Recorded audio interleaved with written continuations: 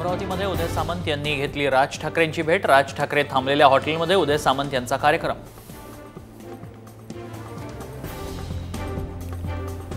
उद्या महायुतीची मुंबईमध्ये बैठक। युतीचं 225 जागांवर एकमत, तसंच 5 तारखेच्या आत जागा वाटप होणार असल्याची सूत्रांची माहिती।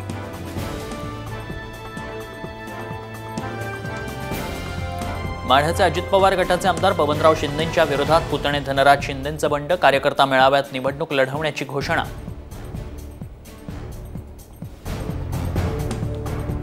चाळीस जागांवर बोळवण होणार, ही गोष्ट स्वीकारायची की अभिमानानं नाकारायची हे दादांना सांगायची गरज नाही। अमोल कोल्हेंचा अजित पवारांवर निशाणा।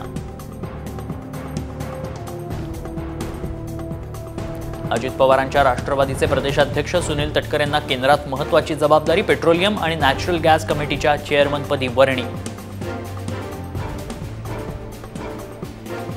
पोलिसांचं मनोबल खच्चीकरण होईल असा विरोधकांचा प्रयत्न। अक्षय शिंदे प्रकरणाच्या विरोधकांच्या टीकेवर फडणवीसांची प्रतिक्रिया। आमदार जितेंद्र आव्हाड यांच्या पत्नी ऋता यांच्यावर गुन्हा दाखल करण्याची मागणी। ऋता यांनी केलेल्या वादग्रस्त वक्तव्याविरोधात माजी खासदार आनंद परांजपे संतापले।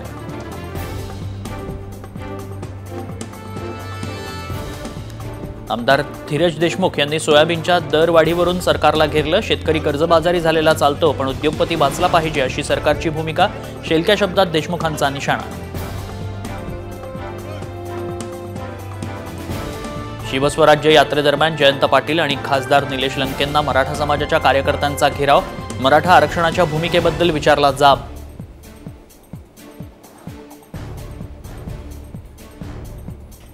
राज्यातील एमटीडीसी रिसॉर्टच्या 30 इमारती घशात घालण्याचा सरकारचा डाव। अंबादास दानवेंचा गंभीर आरोप। दानवेंकडून यादी जाहीर।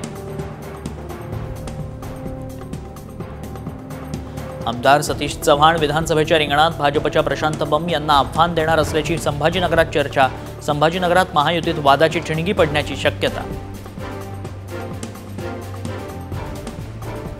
लोकसभेच्या फटक्यानंतर भाजपनं कसली कंबर। अमित शहांचं मुंबईवर विशेष लक्ष। विधानसभेला भाजपचं मायक्रो प्लॅनिंग।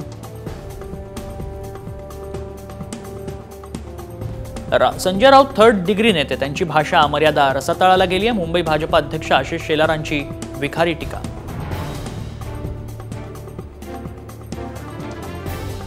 पुणे मेट्रोबाबत महाविकास आघाडी इलेक्शन स्टंट करतंय। मंत्री उदय सामंतांची टीका, तर याचं मतांमध्ये परिवर्तन होणार नाही, सामंतांचा विरोधकांना टोला।